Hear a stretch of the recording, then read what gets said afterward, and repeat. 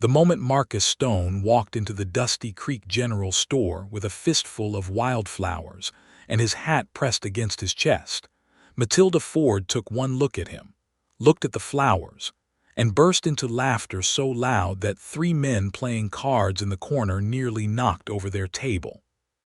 It was the spring of 1878, and the town of Caldwell, Kansas sat at the edge of everything wild and untamed, a place where the cattle trails met civilization, and neither one was entirely sure who had won.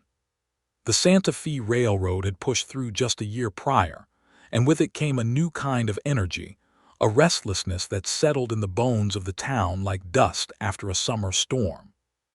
Caldwell was no quiet hamlet.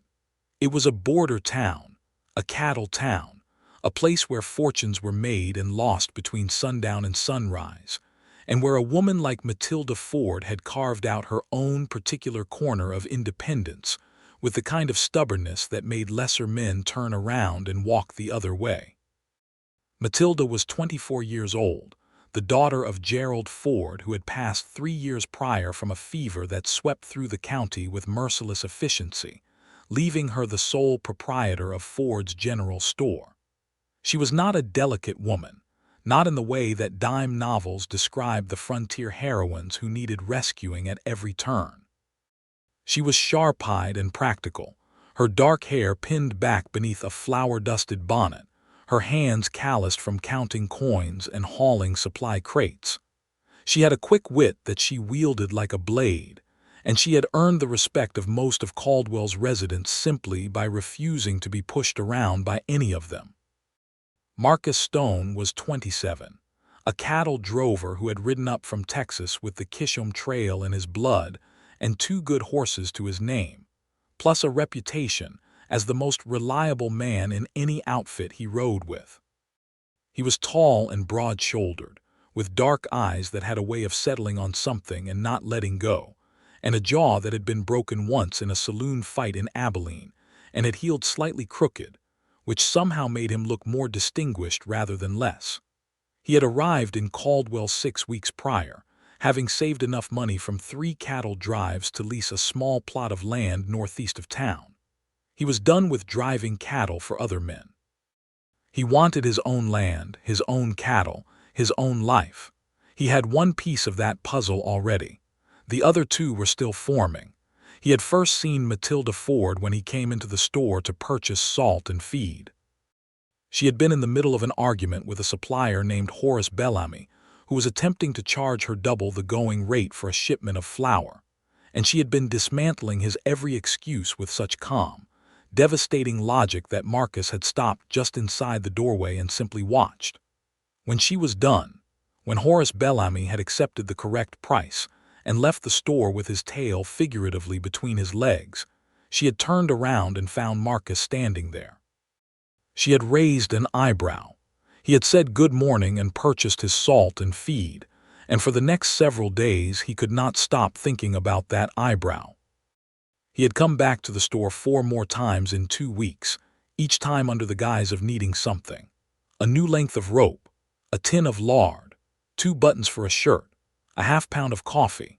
Matilda had served him each time with polite efficiency, and each time Marcus had attempted to lengthen the conversation by some small degree, asking after the quality of the coffee, remarking on the weather, commenting on the new shipment of calico fabric as though he had any opinion whatsoever about calico fabric.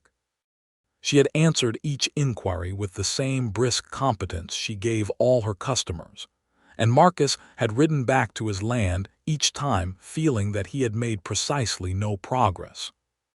His friend and neighbor, an older rancher named Eugene Holt, who had been in Caldwell for 15 years and knew everyone, had told Marcus that Matilda Ford was not easily impressed, that she had turned down 2 previous suitors, one of whom had been a banker with a genuinely prosperous situation and a house with a proper parlor. Eugene had said this with the tone of a man describing a natural phenomenon, like a mountain or a river, something that simply existed in a particular way and was not subject to argument. Marcus had listened to all of this and then done what he considered to be a genuinely thoughtful and romantic thing. He had ridden out to the open grassland 2 miles west of town, where the wildflowers grew in sprawling abundance each spring, picked the best collection he could manage of blue sage and yellow prairie clover, and a handful of what he believed were called buffalo daisies, tied them with a piece of his good rope, and ridden into town on a Tuesday morning with the intention of presenting them to Matilda Ford and asking if she would allow him the honor of escorting her to the community supper that was being held the following Saturday at the town hall. It had seemed like a sound plan. Matilda's laughter was not mean-spirited, which was perhaps what caught him off guard most of all. It was genuine, warm, and full, the kind of laughter that came from a place of authentic delight rather than cruelty. She pressed one hand to her mouth, her eyes bright and dancing, and when she had recovered herself enough to speak, she gestured at the flowers and said, "Mr. Stone, are those buffalo daisies braided together with fence rope?" "It is good rope," Marcus said, which only made her laugh harder. One of the card-playing men in the corner, a weathered fellow named Big Tom Carver, said without looking up from his hand, "Son, you are having a rough morning." Marcus kept his eyes on Matilda. He did not look away. He waited until her laughter had run its course, and when she finally composed herself and looked at him with those bright, sharp eyes still warm with amusement, he said with complete steadiness, "Good. Round 2 starts now." Matilda blinked. The amusement shifted into something different, something curious, though she kept her expression carefully neutral. "Round 2, she repeated. "I misjudged the delivery," Marcus said. "I stand by the intention. You are the most remarkable woman in Caldwell, Kansas, and possibly in the whole of the state, and I would be honored to escort you to the community supper on Saturday. I realize I have not given you sufficient reason to say yes yet. I am prepared to remedy that." He set the rope-tied wildflowers on the counter with the kind of deliberate dignity that a man might use when setting down a peace treaty. Then he picked up the tin of coffee that sat on the nearest shelf, placed it on the counter, said, "I will also take a pound of coffee," and waited. Matilda looked at him for a long moment. Then she looked at the flowers. Then she looked back at him, and something in her expression was doing a careful, private calculation that Marcus could not entirely read. "Round 2, she said again, and this time it was neither a question nor a rejection. She wrapped his coffee, told him the price, made change with her usual efficiency, and when he picked up his purchase and turned to leave, she added, "The supper begins at 6 o'clock, Mr. Stone." He paused at the door. "Is that a yes?" She was already moving back toward a crate she had been unpacking before he arrived. "It is information," she said. "What you do with it is your affair." Marcus Stone walked out of Ford's general store with a pound of coffee and what felt very much like a fighting chance. The days between Tuesday and Saturday were a different kind of work than anything Marcus had done before. He was accustomed to the work of cattle drives, to the physical grinding labor of 16-hour days in the saddle, to the mental arithmetic of weather and terrain and animal behavior. Courting a woman like Matilda Ford turned out to require a different kind of attention, and he applied himself to it with the same focused seriousness that had made him good at everything else he had attempted. Eugene Holt found him on Wednesday sitting on the fence of his leased pasture reading a book, which was not a sight Eugene had ever expected to see. Marcus had ridden into Caldwell to the small lending library that Mrs. Doris Payne operated from the back room of her husband's harness shop, and he had borrowed a collection of poetry by a fellow named William Cullen Bryant, not because he particularly wanted to read poetry, but because he had overheard Matilda mentioning to another customer that she had recently finished reading it. Eugene sat on the fence beside him and looked at the book with an expression of bemused respect. "You are reading poetry," he said. "I am attempting to understand what she finds worth finding in it," Marcus said. "And," Marcus turned a page, "it is better than I expected. There are parts about nature that remind me of the trail, the way he describes open sky." He paused. "Do not tell anyone." Eugene said nothing for a moment then. "What are you planning for Saturday?" "I am going to ask her to supper," Marcus said. I'm going to listen to what she says. I'm going to not present her with flowers tied in fence rope." "A definite improvement," Eugene said. Marcus closed the book. "She laughed," he said, and he said it not with embarrassment but with a kind of wondering quality, as though the memory was something he was still turning over in his mind. "But she did not send me away. She told me what time the supper started." "Matilda Ford," Eugene said, "is a woman who respects effort. Her father raised her that way." Gerald Ford could do anything he put his mind to, and he expected the same of people around him. She has no patience for men who stop at the first difficulty. Marcus absorbed this. "Round 2, he said quietly, as though confirming something to himself. "I beg your pardon." "Nothing," Marcus said, and climbed off the fence to go tend to his horses. On Thursday, he did something that required considerably more courage than the wildflower incident. He walked into the general store again, not to buy anything, but simply to talk. Matilda was behind the counter doing her accounts, the large leather-bound ledger spread open before her, a pen in her hand and ink on her fingers. She looked up when he came in. "Mr. Stone," she said, "do you need something?" "No," he said. "I came to ask how you are." She looked at him steadily. "I am well," she said, "busy." "I can see that." He did not leave. "I have been reading Bryant's poetry." Something shifted in her expression. "Have you?" "I borrowed it from Mrs. Payne's library. I wanted to understand what you saw in it since I heard you recommend it to Mrs. Carver last week." Matilda set down her pen.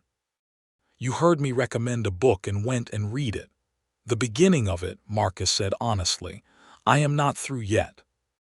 But the poem about the waterfowl made me think of the plains, the way the birds move across the sky in autumn and you can watch them for miles before they disappear." Matilda was quiet for a moment. Then she said, "That is exactly what I thought when I read it." She said it with a small note of surprise, as though she had not expected him to arrive at the same place she had. "I am not as simple as the fence rope might suggest," Marcus said. That surprised a smile out of her. A real one, not the polished customer service expression she used in the store, but an honest, unguarded smile that completely changed the landscape of her face. She was lovely in a way that had nothing to do with softness. It was the kind of loveliness that came from character and intelligence worn openly. Marcus felt it land somewhere in the center of his chest with a solidity that he suspected was going to be permanent. "Saturday," she said, picking up her pen again. 6 o'clock. You will come to the store door, not the back entrance, and you will be on time." "Yes, ma'am," he said, and she ducked her head back over her ledger, but the smile was still there at the corner of her mouth, small and private, and he was fairly certain it was for him.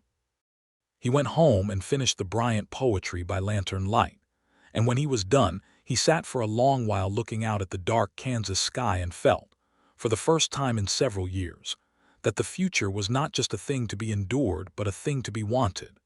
Saturday arrived with the full-throated enthusiasm of a Kansas spring evening, warm and slightly breezy, the sky doing something theatrical with shades of orange and pink above the flat western horizon.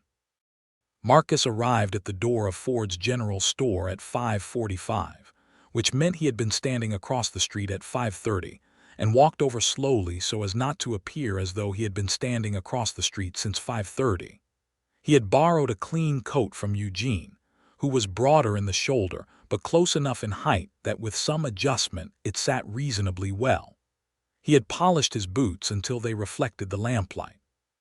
He had taken considerable pains with his hair, which had an independent quality that resisted most efforts to discipline it, but had finally cooperated to a degree he considered acceptable. He knocked twice.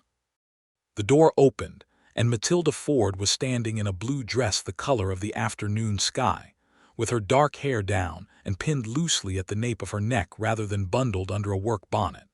And Marcus Stone, who had faced down thunderstorms on open plains and ornery longhorn bulls and the particular variety of interpersonal menace found in Cattletown saloons, felt his prepared greeting leave him entirely. "You are early," she said, and her tone was not displeased. "I am punctual," he managed. "You look beautiful, Miss Ford." He said it simply, without embellishment, and she looked at him for a moment with an expression he was beginning to learn to read, that careful, measuring quality that meant she was deciding how much weight to give something. She decided, apparently, to give it a fair amount because she stepped out and closed the store door behind her and said, "Thank you, Mr. Stone. You look considerably better than Tuesday." "The fence rope was a low bar," he said. She laughed, and this time it was easy and comfortable rather than startled, and they walked together toward the town hall where the lanterns were already lit, and the smell of roasted meat and fresh cornbread drifted out across the evening air. The Caldwell Community Supper was a genuine institution.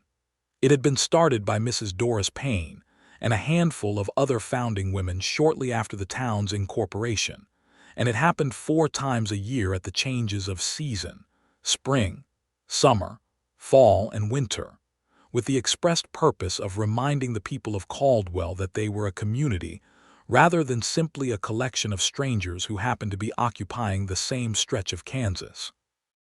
Given that Caldwell's population included cattle drovers, railroad workers, merchants, homesteaders, and the considerable variety of people who arrived on the Santa Fe Railroad and either stayed or passed through, this reminder was genuinely necessary. Marcus and Matilda arrived to find the hall already alive with noise and light, long tables covered in checked cloth and loaded with food, children running between the legs of adults, fiddle music starting up in the far corner where old Pete Dawson and his 2 sons were tuning their instruments. Several people noticed Marcus and Matilda arriving together, and the noticing traveled around the room with the speed that small-town observation always managed. Mrs. Doris Payne materialized at Matilda's elbow within 30 seconds. She was a small woman with a magnificent bosom and the social acuity of a field general. She looked at Marcus with bright, assessing eyes and said, "Mr. Stone, I believe you borrowed a book from my library." "I returned it in good condition," Marcus said. "I noticed," she said. "Matilda, your color is very becoming this evening." And she moved away to attend to some other corner of her social battlefield, leaving Matilda with a faintly pink tinge along her cheekbones that Marcus thought was entirely charming. They found seats together at one of the long tables, and over the course of the next 2 hours, Marcus Stone did what he had told Matilda he would do. He listened. He listened to her talk about the difficulty of managing supply chains when the railroad schedules were unreliable, and the frustration of customers who expected prices to remain fixed even when wholesale costs shifted with the season, and the particular challenge of being a woman operating a business in a town that still instinctively looked for a man's hand behind any commercial enterprise. He asked questions that were genuine rather than performative, and she answered them with the directness of a person unaccustomed to having her practical concerns taken seriously and finding the experience oddly refreshing. In turn, she asked him about Texas, about the cattle drives, about what had made him decide to stop driving and put down roots. He told her about the trail, about the way a herd of 3,000 longhorn cattle sounded in the dark, a low rumbling like distant thunder that you felt in your chest before you heard it with your ears.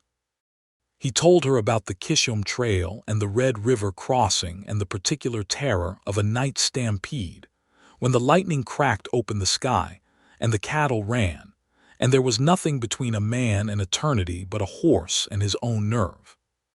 He told her about watching the sun rise over the Kansas plains for the first time and understanding in his bones that this was where he was supposed to be.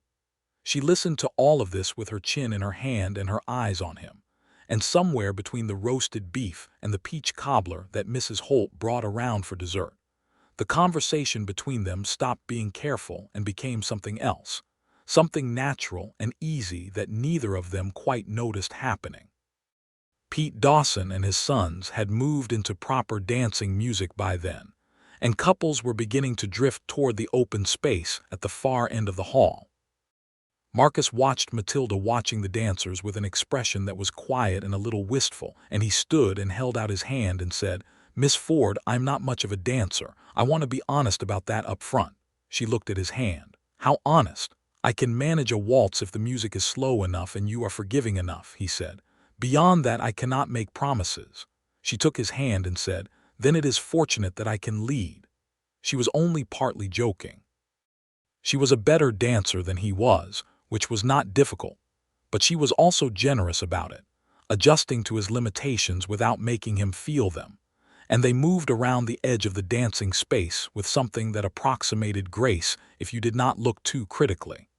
He was very aware of her hand in his and her other hand on his shoulder, and the fact that she smelled faintly of rose water and something warm and clean that he suspected was simply her. "You were honest," she said after they had been dancing for a little while. "About the dancing," he said. "About all of it," she said. "Most men who come into the store try to present a certain picture. They tell me what they think I want to hear. You told me you were reading the poetry because of me. You said you misjudged the delivery of the flowers. You warned me about your dancing before we started." She paused. "That is unusual." "I find pretense exhausting," Marcus said, "and with you specifically I suspect it would not work anyway." "No," she agreed. "It would not." And she looked at him with those sharp, clear eyes, and something in her expression was open in a way it had not been before, like a door that had been unlocked and was just beginning to swing. The evening ended with the moon well up and the lanterns burning low, and Marcus walked Matilda back to the store through the warm spring night. They were quiet for most of it, a comfortable quiet rather than an awkward one, the kind that settles between people who have said enough for one night and do not need to fill the space. At the store door, she turned to him and said, "I had a very pleasant evening, Mr. Stone." "Marcus," he said, "if you are willing, a beat of consideration." "Marcus," she said. "Thank you. I would like to do this again," he said. "I would like to do this many more times." She looked at him for a long moment, and he could see her working through something internal, some calculation or evaluation that he could not follow. Then she nodded, a single, deliberate nod. "I am open to that possibility," she said, and she went inside. Marcus Stone walked back to his horse, untied it from the post where he had left it, and rode back toward his land in the darkness with the extraordinary feeling that the world had rearranged itself slightly in his favor. The weeks that followed were the most interesting of Marcus's life, which was saying something given that his life had included cattle drives across 3 states and a poker game in Abilene that had lasted 36 hours. Courting Matilda Ford was a project that demanded everything he had: his attention, his patience, his honesty, and his humor, and the remarkable thing about it was that it did not feel like a burden. It felt like the most worthwhile work he had ever been given. He came to the store on Tuesday and Thursday mornings, when business was typically slower. He helped carry supply crates when a new shipment arrived, not because he was trying to impress her, but because 4 crates of canned goods were genuinely heavy, and there were 2 of them, and it made practical sense. She did not thank him effusively. She handed him his side of the crate and said where it went, and he thought this was probably the highest compliment she could give, treating him as a capable person rather than a performing one. He brought her things occasionally, but he had learned from the wildflower incident, not flowers. Instead, on a Wednesday in late May, he came in with a copy of a 2-week-old newspaper from Kansas City that he had gotten from the mail rider, because she had mentioned wanting to know what was happening with the state legislature's debate over cattle quarantine laws that would affect every business in Caldwell. She unfolded the paper right there at the counter and read the relevant article with fierce concentration while he waited, and when she looked up her eyes were bright with the specific energy of someone who has found information they needed. "Where did you get this?" she asked. "Traded Pete Dawson's boy for it," he said. "He had it as packing material." She looked at the paper, then at him. "Thank you," she said, and this thank you had a different weight than her usual polite commercial thank yous. It was real and specific. "The quarantine debate is going to go badly for cattle towns," he said. "They are going to push the quarantine line further west. It will change the trails." "Which means it will change what I need to stock and at what prices," she said immediately. If the drovers are rerouted, the traffic through Caldwell changes. She was already thinking ahead, several moves at once, and he watched her do it with genuine admiration. "You are very good at this," he said. She looked at him. "At running the store." "At thinking," he said. "At seeing all the angles of a thing at once." She was quiet for a moment, and then she said something that struck him as important. "Most people do not notice that. Not with bitterness, simply as a statement of fact." "Then most people are not paying attention," he said. She folded the newspaper carefully and set it beneath the counter, and there was a quality of decision in the gesture, as though something had been filed and settled. "I was thinking of riding out to look at the Henderson property this Sunday," she said, apparently to the middle distance. "It has come up for sale. I have been considering whether a second building would make sense for expanded storage." "I know the Henderson property," he said. "The roof on the outbuilding needs work, but the land is solid." She glanced at him sideways. "If you happen to be free on Sunday," she said, with the careful casualness of a person who has thought very hard about how to phrase something, "an additional set of eyes with some knowledge of the property might be useful." Marcus Stone had spent enough time on the trail to know how to read weather signs, and he was reading this one clearly. "I am free on Sunday," he said. 9 o'clock, she said. "The light is better in the morning." He left the store 15 minutes later feeling that round two was going very well indeed. Sunday was warm and clear, and they rode out to the Henderson property together on horseback, Matilda on her gray mare and Marcus on his better horse, a bay named Compass who had an excellent sense of direction and an opinion about every kind of terrain. The property was about 1.5 miles east of town, a modest piece of land with a collapsed fence on the north side, and the outbuilding that Marcus had mentioned, which had a section of roof that had partially given way under the previous winter's ice. They dismounted and walked the property, and it became clear very quickly that Matilda had already done considerable research. She knew the asking price, the water rights, the survey measurements, the history of the Henderson family's ownership. She walked the ground with purposeful strides, measuring distances with her eye, crouching to look at the soil near the foundation of the outbuilding, examining the structural integrity of the walls with practical hands. Marcus followed her lead, offering his observations where they were useful. He knew construction well enough from trail life, where you built what you needed from what you had, and he could see that the outbuilding was fundamentally sound despite the roof damage. He told her so, and what it would likely cost to repair, and how the storage capacity would compare to what she was currently working with at the back of the store. She took in everything he said without rushing to respond, sitting with the information.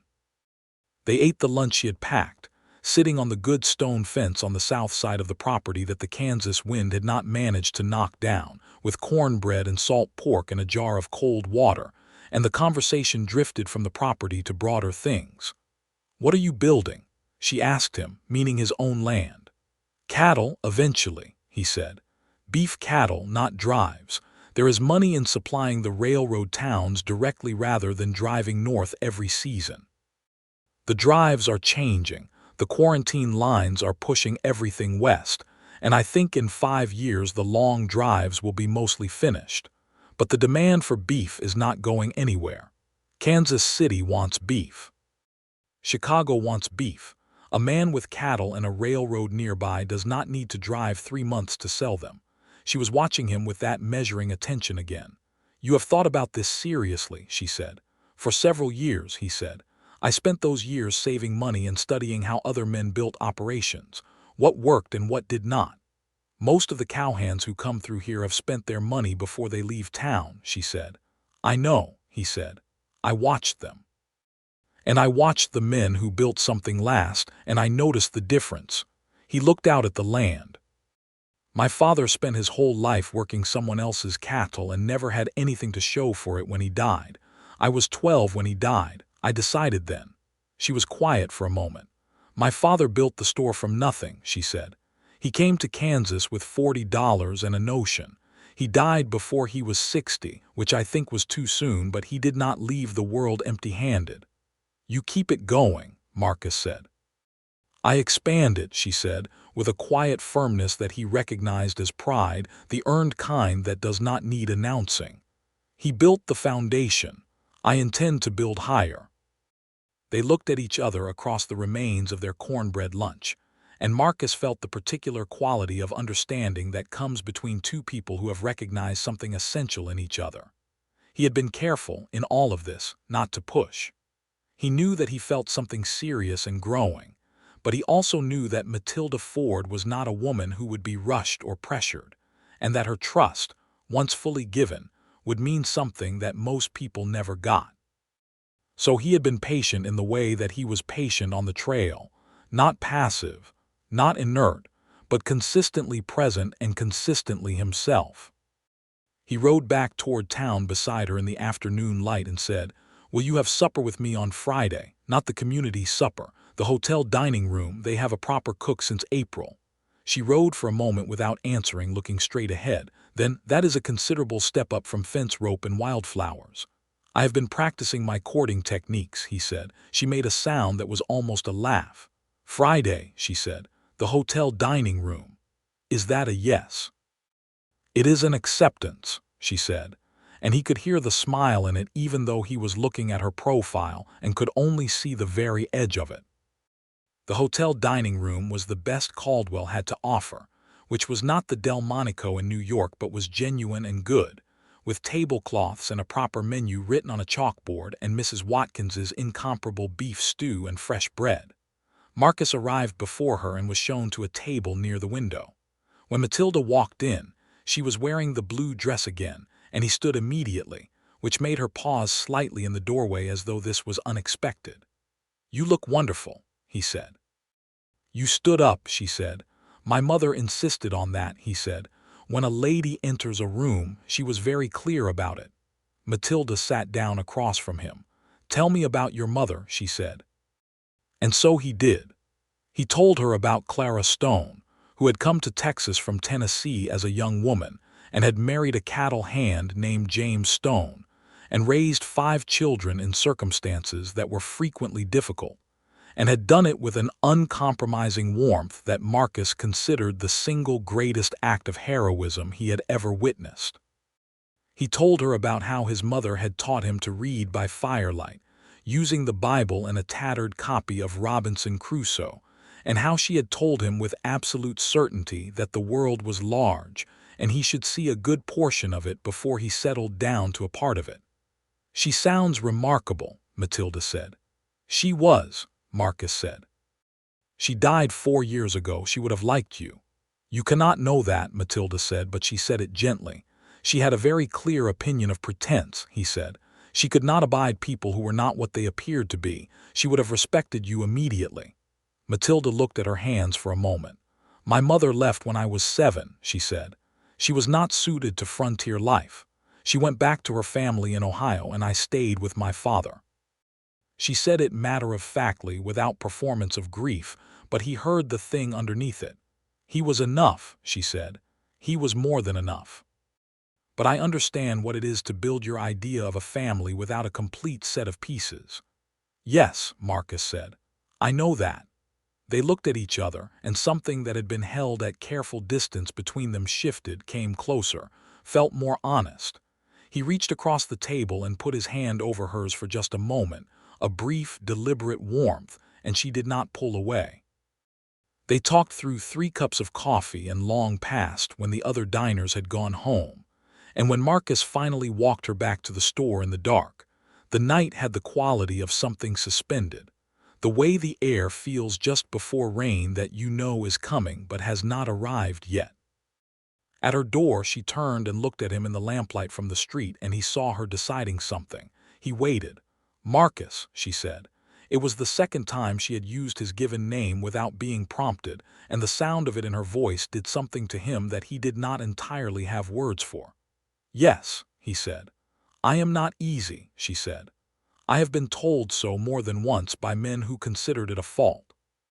I do not think it is a fault, but I want you to know it clearly because I think you deserve clarity. I am stubborn and I have opinions, and I am not going to become someone simpler or softer because it is convenient." "I know," he said. "I was not hoping for someone simpler or softer. I was hoping for you specifically." She was quiet for a long time. The lamplight moved slightly in a small wind off the plains. Then she said, with the careful, deliberate quality of someone saying something true, "I think I am beginning to hope for you specifically as well." And then, before he could respond to that, she went inside, and he stood on the boardwalk of Caldwell, Kansas in the early summer of 1878, feeling that the world was an extraordinarily good place to be alive in. The summer moved forward with the particular generosity of seasons in which good things are happening. Marcus's cattle operation was coming together slowly, but with the solid foundation of careful planning. He had purchased 12 head to start and was building a proper fence around his pasture with timber he had hauled from further north. He came to town regularly, and his visits to the store were by now a recognized feature of Caldwell's social landscape that generated the kind of quiet, affectionate commentary that small towns bestow on things they approve of. Mrs. Doris Payne told Matilda directly, on a Tuesday morning in June, that everyone in Caldwell thought Marcus Stone was a fine man, and that she, Doris, personally approved of the development. "I was not aware my personal life required community approval," Matilda said. "It does not require it," Doris said serenely, "but it is nice to have it," and she bought her regular order of tea and thread and departed with the satisfied air of a woman whose social arrangements are proceeding as intended. Matilda told Marcus this story on Thursday, and he laughed, a real, full laugh that she had been hearing more of lately and found she liked very much. "Mrs. Payne has approved me," he said. "I should write to my mother," he caught himself.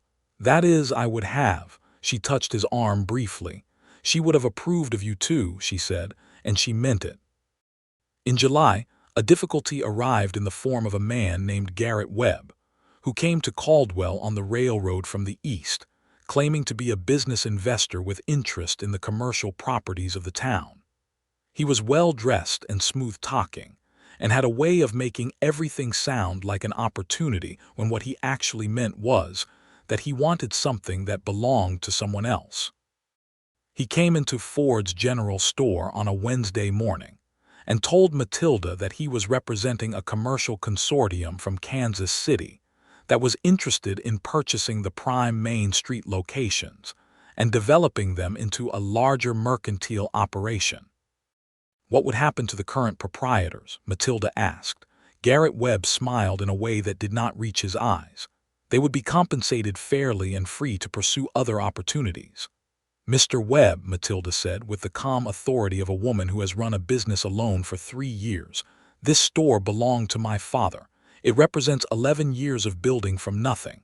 It is not an opportunity for a consortium from Kansas City. It is my livelihood and my life. The answer is no." Webb's smile stayed in place. "I encourage you to think it over, Miss Ford. The offer is generous."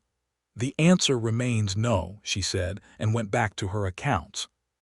She mentioned this to Marcus when he came in on Thursday, not with distress but with the alert quality of someone who has recognized a threat and is assessing its nature. Marcus listened carefully.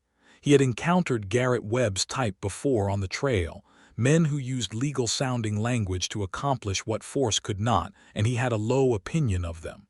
"Has he approached other store owners?" Marcus asked.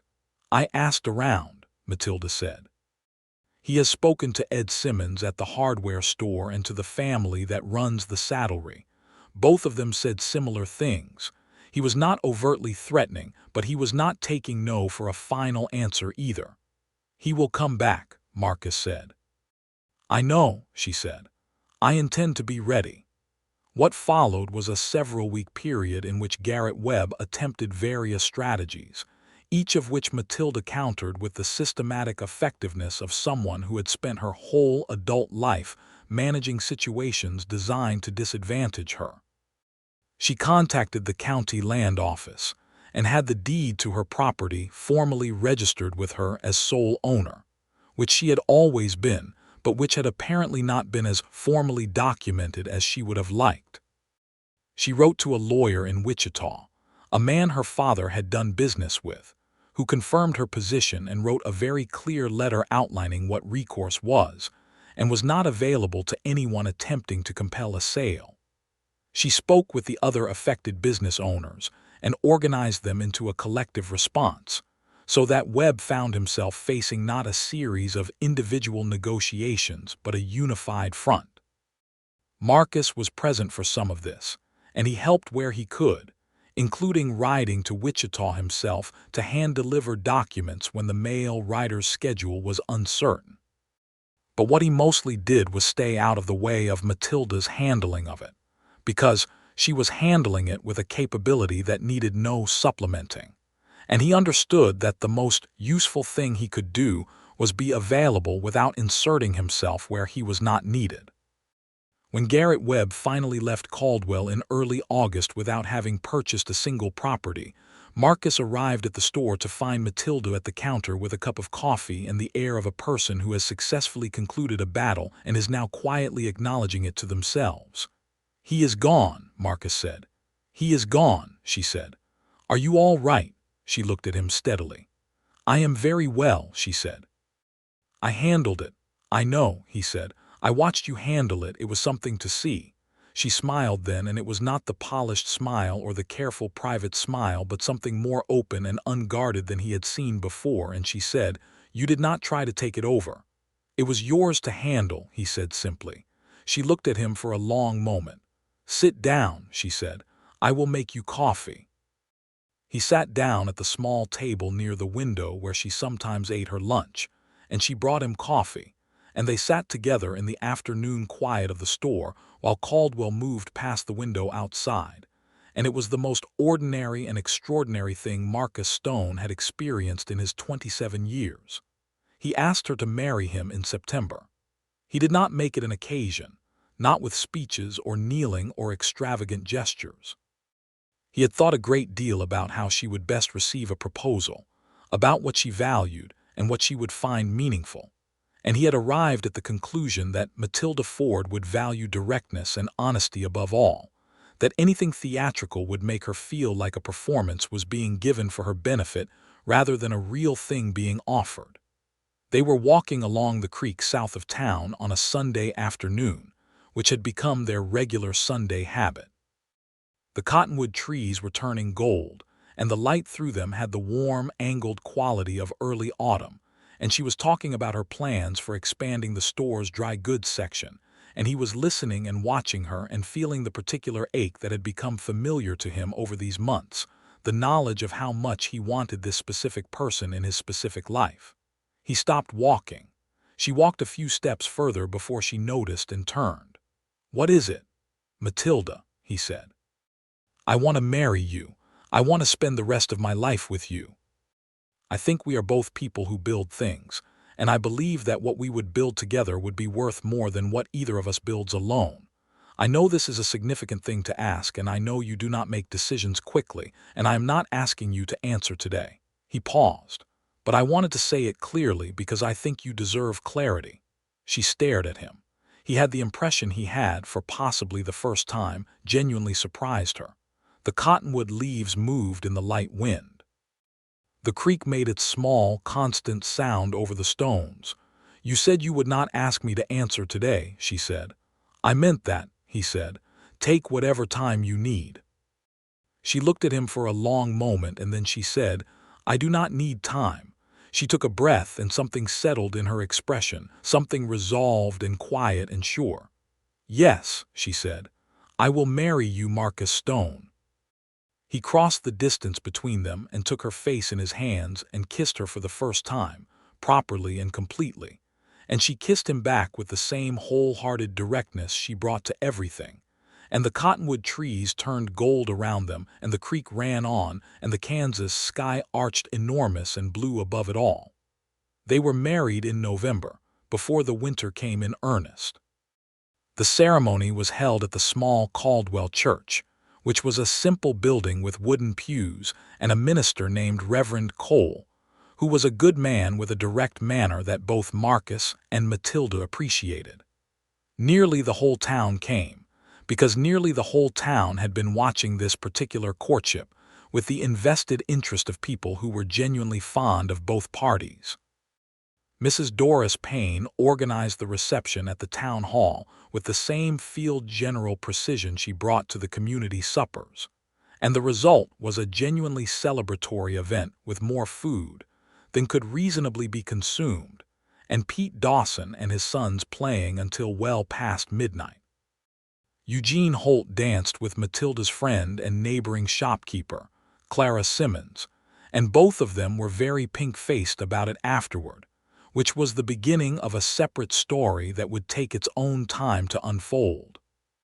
Matilda wore a cream-colored dress that she and Mrs. Payne had worked on for 3 weeks, and Marcus wore a proper suit that he had ordered from Kansas City, and when she walked down the aisle of that small church toward him, he thought he understood for the first time what people meant when they spoke of grace, not the religious kind but the human kind, the quality of a person fully inhabiting their own life. He said his vows clearly and honestly without embellishment, and she said hers the same way, and when Reverend Cole pronounced them married, someone in the pews started clapping, and then everyone was clapping, and Big Tom Carver from the back corner called out, "About time, Stone," which got a laugh from the whole room. Marcus turned to Matilda with a grin. "He is not wrong," he said. "He is absolutely right," she said. "But you got there eventually. Round 2 worked out," he said. She laughed, the same surprised, genuine laugh she had given in the store back in April when he had stood there with his rope-tied wildflowers and his hopeful heart. But this time he was holding her hands, and she was his wife, and the whole room was warm around them, and it was possibly the best sound he had ever heard in his life. The first winter of their marriage was a test, as first winters on the Kansas plains had a way of being. The cold came in December with serious intention, dropping temperatures that cracked the water troughs and kept a person's breath visible in the unheated back room of the store from November through February. Matilda moved her operations so that she spent part of each day at the homestead with Marcus and part at the store, a logistical arrangement that required planning and a good horse and a willingness to operate in the cold, all of which she managed without visible difficulty. They navigated the territory of living together with the combination of goodwill and honest negotiation that characterized everything they did. He was an early riser, up before dawn with the natural schedule of a man who had spent years on the trail. She was methodical about her mornings, with a particular sequence of tasks she needed to complete before she was fully operational for the day. He learned to have the coffee ready when she came to the table. She learned that he needed quiet in the first half hour after coming in from the morning chores, that the cold and the work had used up his words temporarily, and he needed a little time to replenish them. These were small accommodations, made without resentment because they were genuine rather than performed, and they built the architecture of a shared life with the quiet solidity of good construction. He told her things he had not told anyone, or had not found the right person to tell. About the cattle drive in 1875, when a river crossing had gone wrong and 2 men had drowned, and he had spent years afterward carrying the specific weight of it. Not guilt exactly, because there had been nothing more to be done, but a heaviness.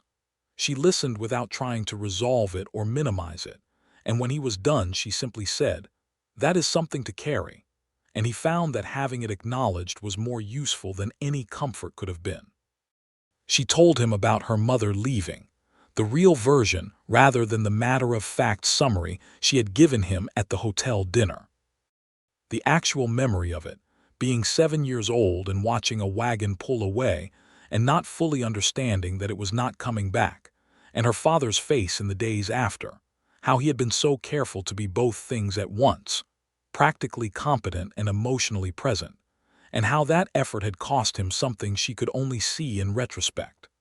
They talked about the injustices of the world they lived in, because they were honest people, and the injustices were real and proximate.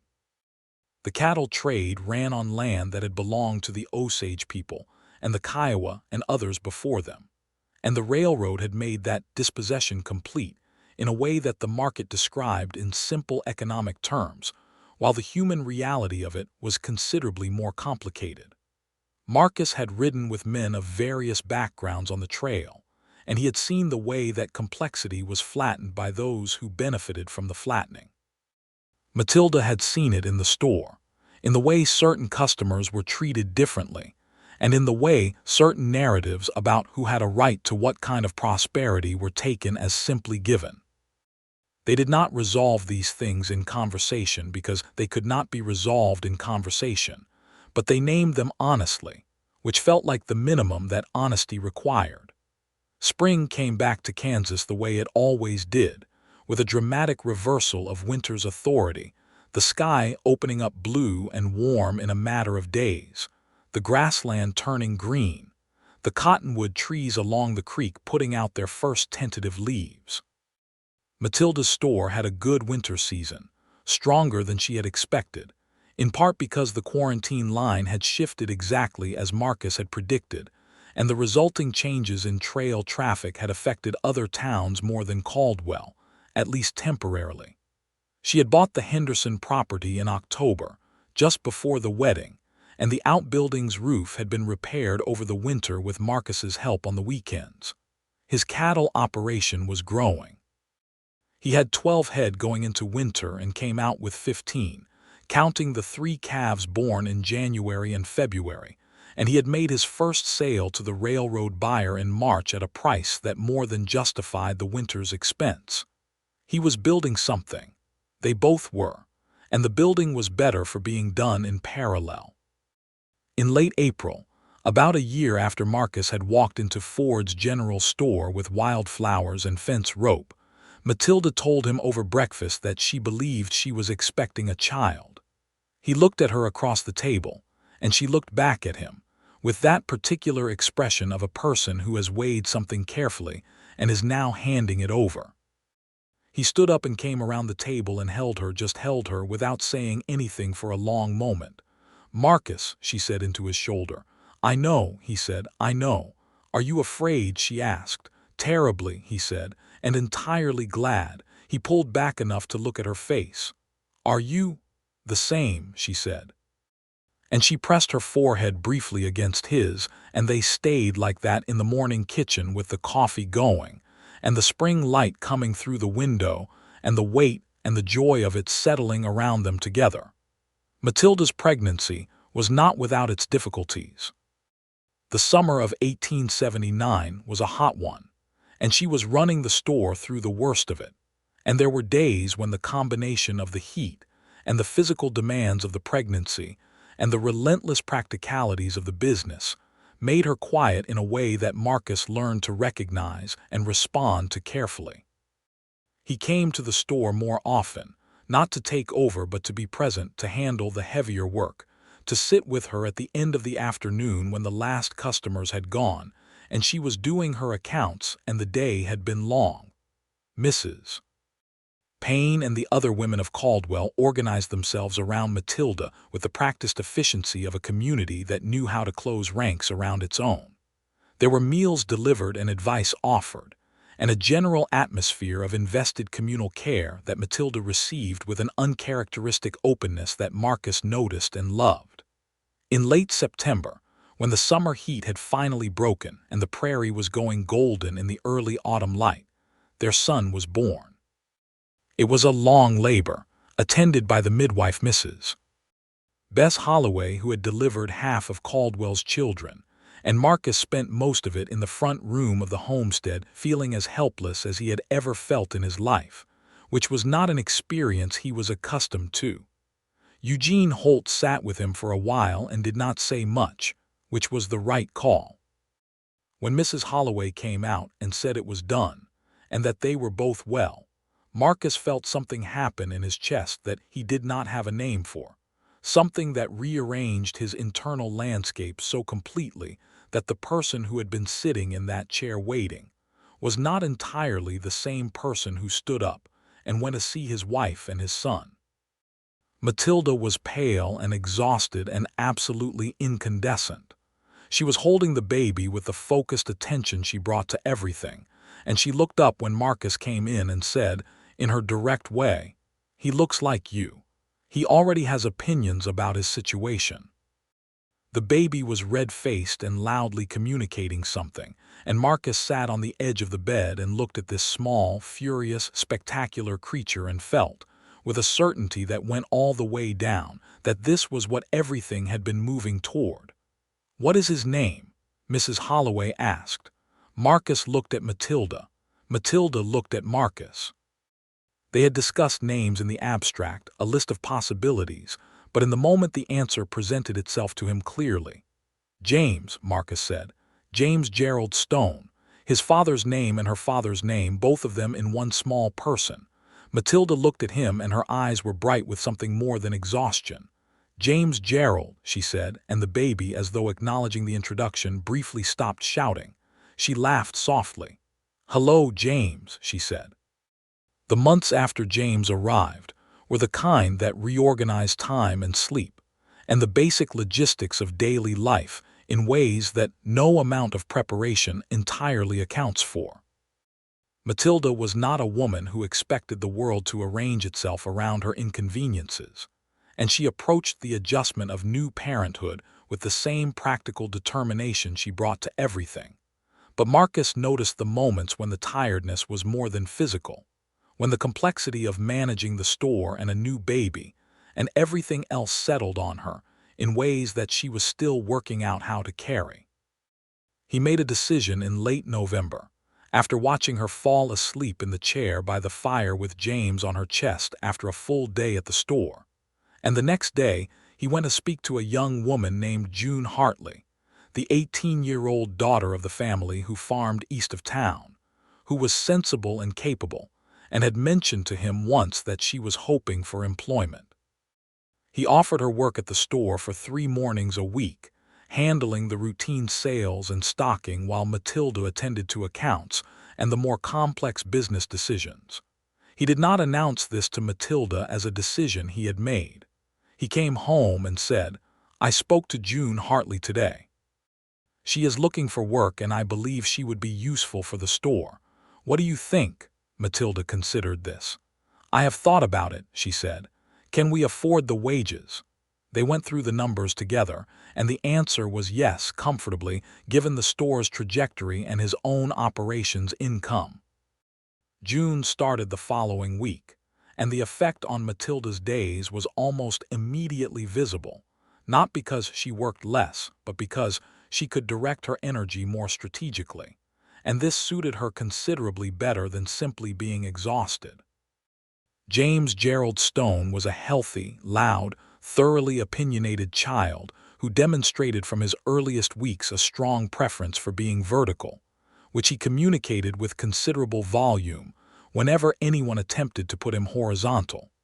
He had his mother's dark eyes and his father's jaw, which was visible even at this stage, and he had, as Matilda had observed, a very clear sense of his own requirements. Eugene Holt came to meet James in December, holding him with the careful gravity of a man who did not want to drop something irreplaceable, and told Marcus gravely that the baby was a fine specimen and that his own late wife, God rest her, would have been delighted.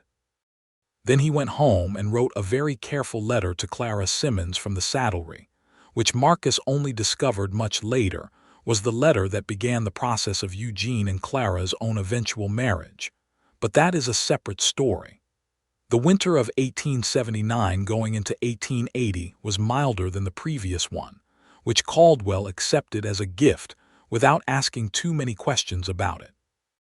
The town itself was growing and changing, as Kansas cattle towns did in this period, wrestling with questions of law and order, and the balance between the rougher elements that the cattle trade brought north and the ambitions of the established residents for something more stable and permanent.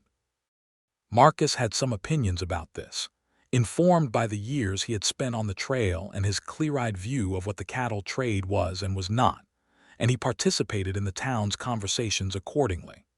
The spring of 1880 brought the first anniversary of James Gerald's birth, which Matilda observed with a supper that included Eugene Holt and June Hartley and Big Tom Carver and his wife, Rose, who had been one of Matilda's closest friends since the early days of the store.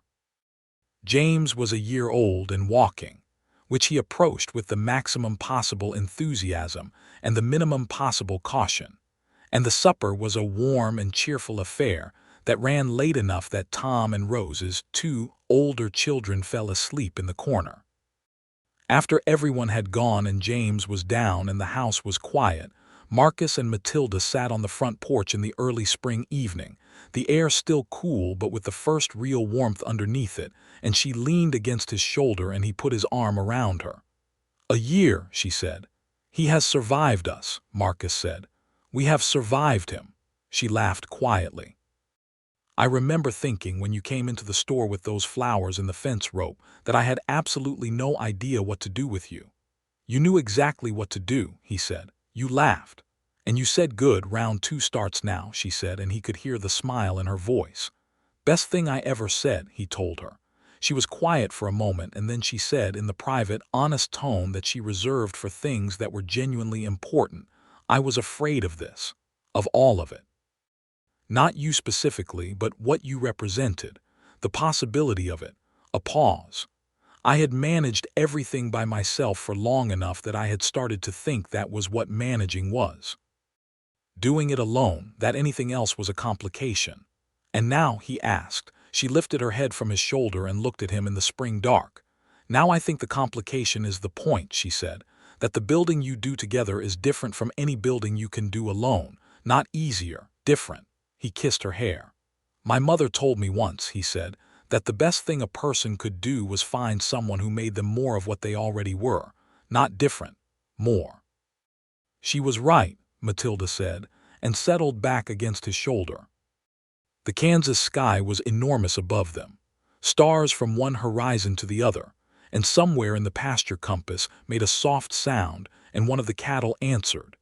And the creek to the south ran in its persistent way over stones. And Caldwell was quiet in the way that towns are quiet late at night when the day's commerce is done, and all that remains is the simple reality of people in their houses and the land around them. The following years were good years, the kind that are not dramatic in themselves but are the substance of a life well built. The store expanded as Matilda had planned. The second building on the Henderson property was fully converted and operational by 1881, functioning as the dry goods warehouse she had envisioned, and the efficiency it gave her allowed her to increase stock and extend credit to homesteading families in the surrounding area in ways that built genuine loyalty and a solid customer base that did not depend on the vagaries of the cattle trade alone. Marcus's cattle operation grew steadily. By 1882, he had 50 head and a proper barn, and 2 hands he employed seasonally, and the connection to the Kansas City buyer was established and reliable. He was not wealthy by any expansive definition, but he was secure, which was exactly what he had worked toward, and the security was real and built on solid ground. James Gerald Stone grew into a serious, bright-eyed boy with an alarming amount of energy and a passion for horses that became apparent very early. By the time he was 3, he was following his father around the pasture and producing highly authoritative opinions about the cattle based on observations that were largely invented but delivered with great conviction. Marcus found this absolutely delightful. Matilda discovered she was expecting their second child in the summer of 1882 and told Marcus in the same direct way she had told him about James over breakfast, looking at him steadily to read his response. "Are you well?" he asked immediately. "Perfectly well," she said. "Early yet but certain." He smiled slowly and completely. "Good," he said. She raised an eyebrow. "Just good." "Good and glad, and already preparing for another person with strong opinions about their own requirements," he said.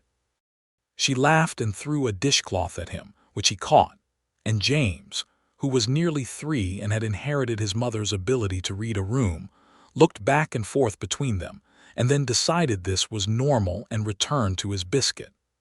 Their daughter arrived in February of 1883, a cold February morning when the frost was still on the window glass and the fire was built high. She was quieter than James had been at arrival, with a considered quality, even in infancy, that made everyone who met her comment on how alert she was.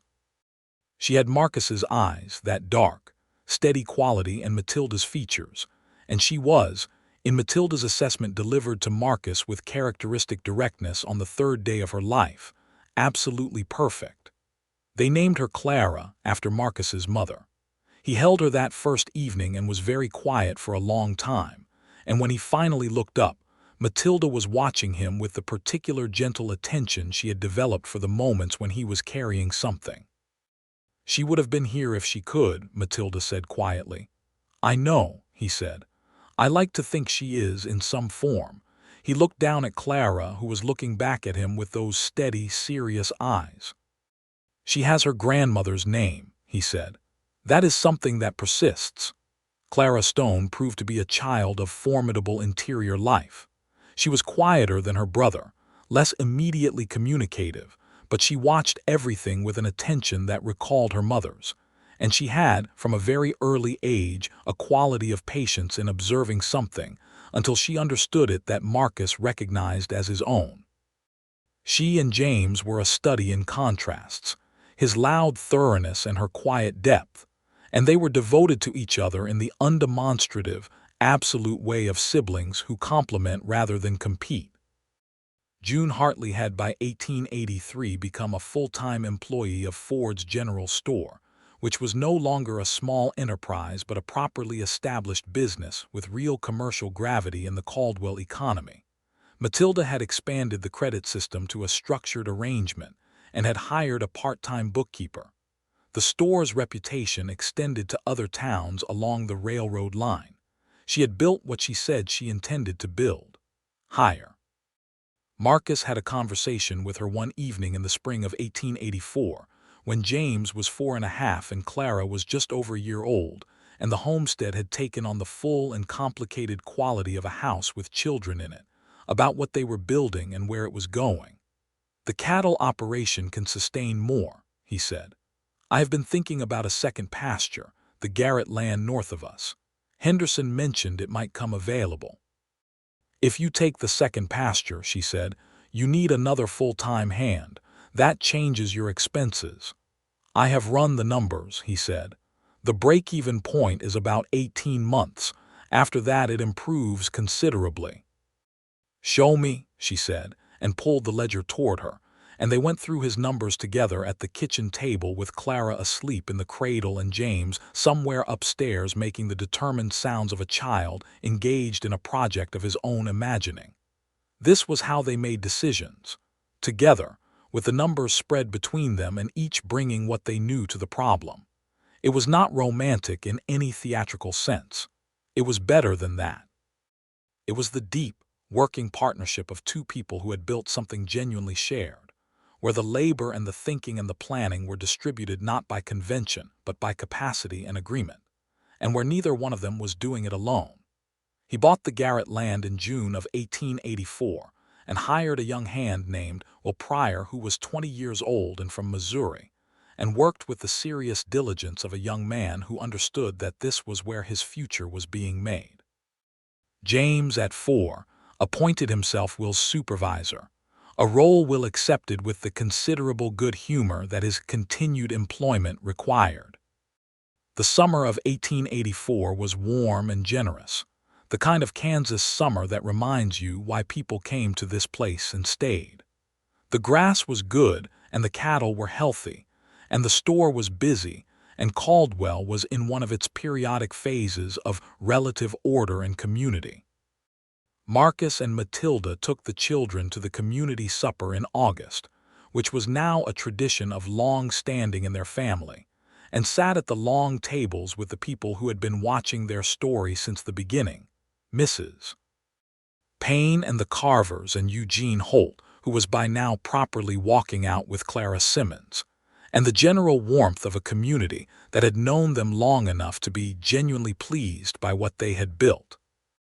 Matilda was sitting beside Marcus at the supper table with Clara on her lap and James at her other side in vigorous conversation with the Carver boys, and she looked around at the room and then at Marcus, and he could see her doing the kind of accounting she was good at, the kind that is not about numbers. "It is very full," she said. "Yes," he said. "I used to eat my supper alone at the store," she said. "After my father died, I preferred it to the noise of the boarding house." She glanced at James, who had just launched into an account of something that involved both hands and possibly 3 separate plots. "I did not know I was missing the noise." "You were not missing it," he said. "You were waiting for the right noise." She looked at him with that expression she had worn on the front porch that spring night, the open, unguarded one that he considered the greatest privilege of his life to be a regular recipient of. "That," she said, "is the most unexpectedly poetic thing you have ever said." "I read some Bryant," he reminded her. She laughed, bright and genuine, and it was still the same laugh she had given him that Tuesday morning in the spring of 1878 when he had stood in her store with wildflowers tied in fence rope and the best intentions in the world. The laugh that had started everything, that had been the beginning of round 2 and all the rounds that came after. James looked at his parents laughing and said, with the authority of a child who has decided he is missing something, "What is funny?" Which made them laugh harder, which made James look at Clara, who gave him a look of patient solidarity that was entirely her grandmother's. The years kept moving, as years do, and what they moved into was more of what they had built, expanded and deepened and increasingly filled with the particular richness that comes from a life that has been genuinely lived. The store continued to grow. The cattle operation became one of the more respected small beef producers in the county. Caldwell itself changed and shifted with the larger movements of the period, the cattle trade peaking, and then beginning its long decline as the quarantine lines moved further and further west and the railheads changed. But Matilda had been planning for this since 1878 when Marcus had handed her a newspaper, and the store's independence from the cattle trade's fluctuations meant it survived what others did not. James Gerald Stone turned out to be exactly what his early nature promised, loud and thorough and devoted to horses, and by the time he was 8, he was useful in the pasture in actual rather than supervisory ways, and by 10, he was competent enough that Will Pryor deferred to his assessment of individual cattle with genuine respect. He had his mother's practical intelligence and his father's willingness to be present in a thing until he understood it, and Marcus watched him and thought about his own father and felt the quiet satisfaction of a chain of things made better. Clara Stone turned out to be a reader of extraordinary appetite, which she came by from 2 directions, and by the time she was 5, she had exhausted the available inventory of children's books in Mrs. Payne's lending library, and was working through the adult collection with a focused selectivity that Mrs. Payne found delightful and honored by giving her a card of her own, the youngest in the library's history. She was quiet in groups and observant in the way of people who collect information carefully before acting on it, and she had a humor that surfaced unexpectedly and was all the funnier for the contrast.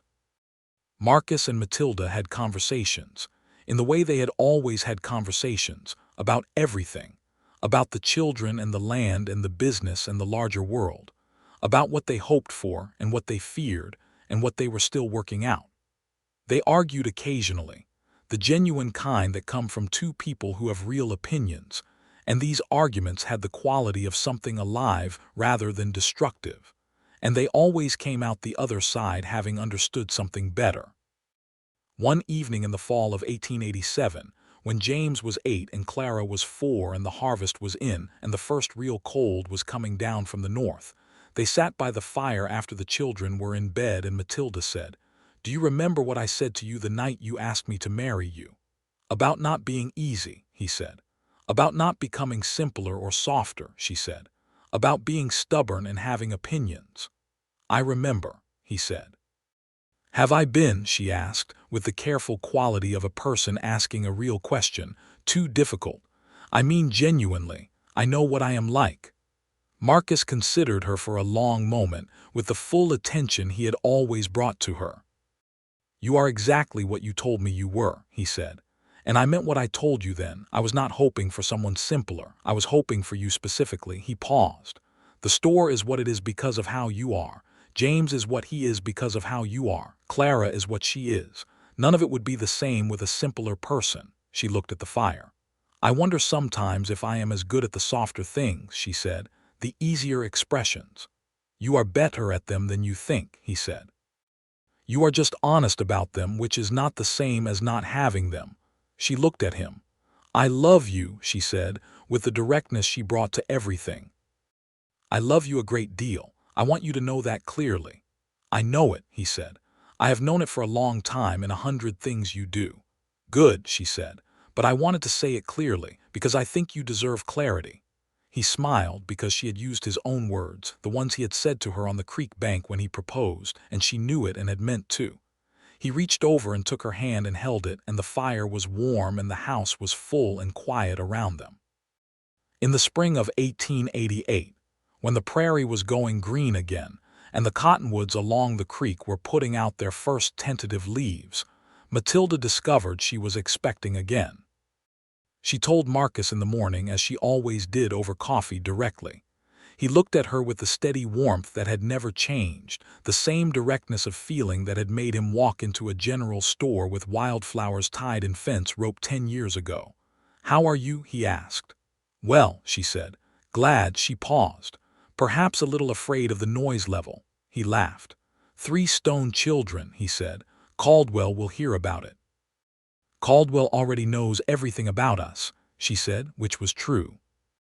Their second son arrived in October of 1888, a robust and vigorous child who announced his presence in the world with a volume and conviction that recalled James at that age, while also being entirely his own. They named him Gerald Marcus Stone, her father's name first and then his, and he was from the beginning a child who wanted to be involved in everything that was happening, reaching for the world with both hands simultaneously. James, at 9, received his new brother with the gravity of a person who has been given a significant responsibility and intends to discharge it properly. Clara, at 5, regarded Gerald with the focused patience she brought to anything she found genuinely interesting, which she did, and began within the first week explaining things to him in a careful, deliberate way that suggested she planned to be involved in his education whether he consented to it or not.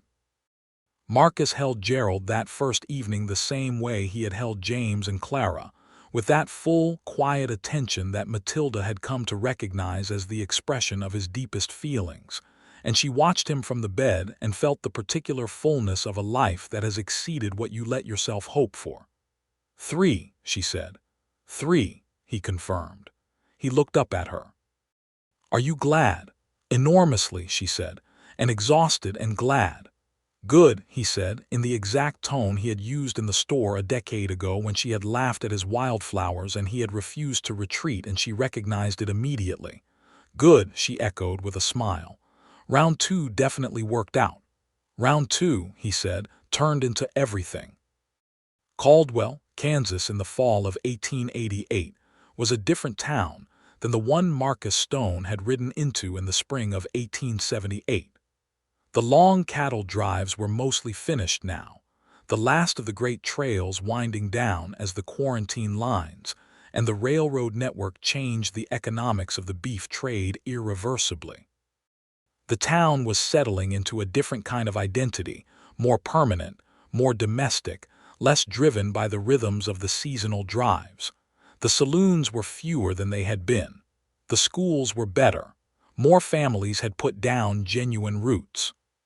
Ford's General Store was one of the institutions that Caldwell had built its sense of itself around, not just because of what it sold, but because of the woman who ran it, who was known throughout the county as someone whose word was reliable and whose credit arrangements had helped more than a few homesteading families get through a difficult winter.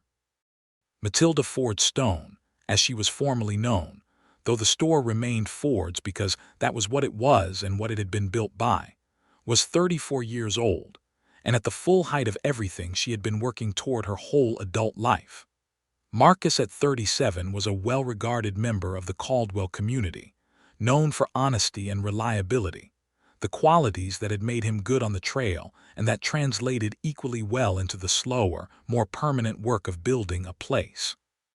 He was on the town council by this point, because several people had asked him and Matilda had said she thought it was a good idea, and he had decided that if it was a good idea then he should do it rather than simply having opinions about it.